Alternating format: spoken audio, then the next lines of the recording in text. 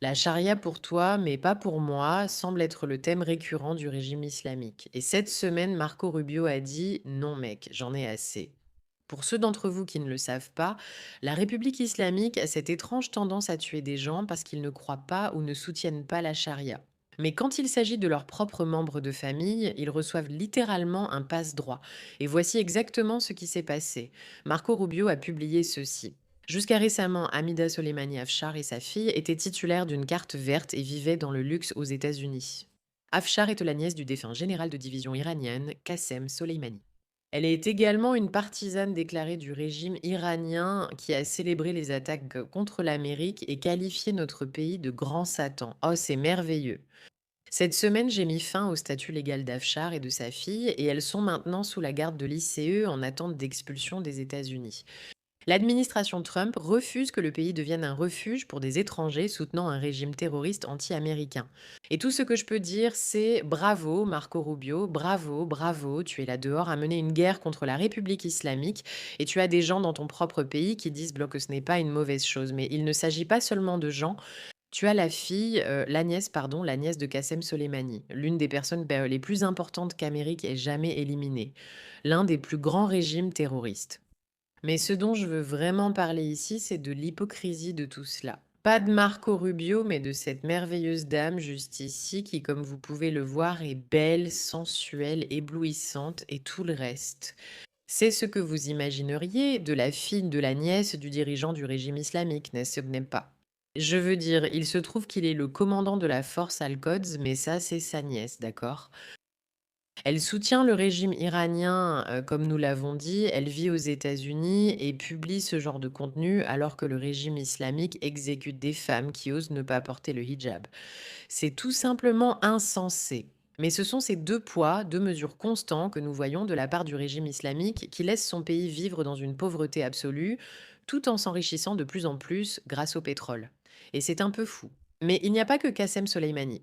D'ailleurs, me voici la vidéo qui est devenue complètement virale rien qu'avec cette publication. Il y a 2 millions de vues dessus parce que cela montre la nièce de Qassem Soleimani qui ressemble à ça. Je veux dire, si vous deviez imaginer à quoi ressemblerait la nièce d'un terroriste de premier plan, vous penseriez que ce serait plutôt comme ceci que comme cela.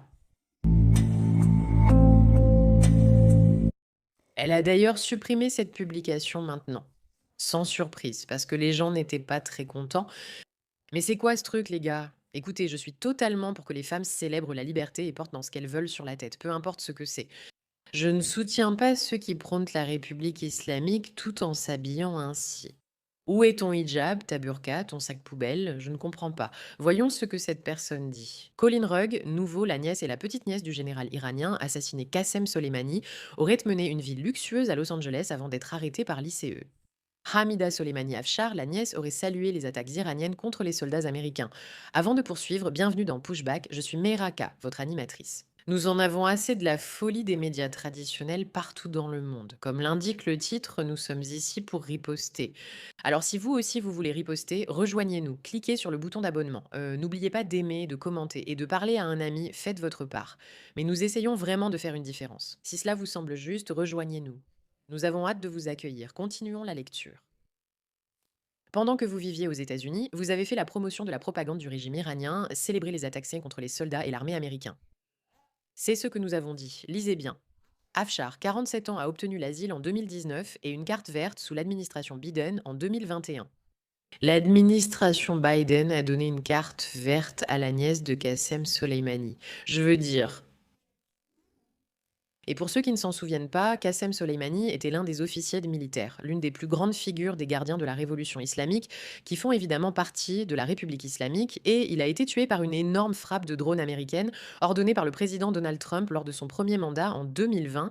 Et c'était un événement majeur. Vous savez, on l'a tué comme un chien. Vous vous souvenez de toute cette histoire? Voici cet homme et voici sa fille, Gruns. Oh là là. Les gars, il semble que j'ai un problème.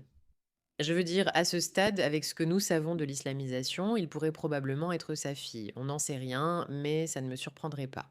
Bref, j'ai peut-être une sorte de prophétie en ligne. Enfin, n'en parlons pas maintenant. D'accord. Son compte Instagram supprimé l'a montré faisant la fête à Miami, passant du temps en Alaska et s'amusant à Las Vegas, selon le New York Post. La fillette vit à Hollywood. Son petit ami a dit que lui et Serena se sont fait couper la route par des véhicules de l'ICE devant la maison. Il a ajouté que les agents et le docteur Mann savaient où était la mère. Mais comme je l'ai dit au début, elle n'est pas la seule. C'est une réalité. Alors qu'il mutile et massacre des femmes à travers l'Iran parce qu'elles ne portent pas le hijab ou parce qu'elles s'expriment, voilà comment vivent leurs enfants. Et c'est révoltant parce que c'est une chose. Je comprends qu'on puisse croire si fort en ses convictions religieuses qu'on s'en fiche, même si je n'ai pas vraiment de respect pour cela. Je n'arrêterai pas de poursuivre cela. Mais si vous allez exécuter des gens parce qu'ils ne croient pas à la même chose que vous, assurez-vous au moins que vos enfants croient à ce que vous croyez ou agissent en conséquence. Parce que ce niveau d'hypocrisie signifie essentiellement que vous n'exécutez pas des gens pour des croyances religieuses. Vous exécutez des gens pour le pouvoir et pour l'argent, ce que, encore une fois, nous savons être vrai. Nous savons que c'est ce qui se cache derrière ce mouvement politico-religieux. Nous comprenons que tout cela concerne les hommes qui essaient simplement de dominer, de devenir riches et de vivre dans cette situation de trou-haras terroriste dans laquelle ils se trouvent actuellement. Mais c'est insensé, complètement insensé, parce que c'est à cela que les femmes d'Iran sont censées ressembler. Mais je ne veux pas écouter de musique, non, ça me rend triste. Regarde, d'accord? Ce sont toutes des filles de dirigeants du régime islamique. Alors que des gens meurent de faim en Iran, qu'ils sont exécutés, poursuivis et traqués. Regardez la comparaison, elle exhibe son mode de vie. Elle est toute belle. Ce n'est pas ainsi qu'une fille de terroriste devrait paraître. Je veux dire, dis-moi ce que tu en penses. Est-ce que ça semble normal à l'un d'entre vous? Pour moi, ce n'est pas normal, je ne vais pas mentir. Ça me semble un peu bizarre, juste un peu. Non, non, non, désolé, ce n'est pas ça, c'est juste pas ça, ce n'est pas ça les gars, je ne pense pas que ce soit ça. Je ne pense pas que ça devrait être comme ça. Traitez-moi de folle, je sais, psychotique, démentielle, hypocrite pensant que les femmes ne méritent pas de liberté. Non, je pense que toutes les femmes ça méritent un peu la liberté. Mais si tu vas être une terroriste arrogante en affirmant qu'aucune femme ne devrait avoir de liberté, tu peux être sûr que ta fille devrait agir en conséquence. Si ta fille ne le fait pas et multiplie les opérations pour lui ressembler, alors payant le prix. Tu vois ce que je veux dire? Et oui, j'ajouterais aussi que si tu es un proche d'une terroriste qui ne vit pas aux États-Unis, fournir des informations sur ta famille ennemie aux États-Unis ou à n'importe quel pays dans lequel tu résides, alors tu ne devrais pas être autorisé à vivre dans ce pays si tu fais partie de l'ennemi. Désolé, si tu es une proche de la direction du régime islamique, tu ne devrais pas avoir un passe-droit et faire la fête à Los Angeles. Tu devrais soit être en prison, soit dans un bureau de la CIA en train de leur donner des informations qui pourraient les aider. Traite-moi de folle, c'est insensé. Et tu devrais absolument, absolument le faire en hijab si tu veux vraiment célébrer ceux qui pensent que tout le monde devrait en porter un. Dire que l'Amérique était mauvaise et que le régime islamique est bon. Où est ton hijab, petite garce?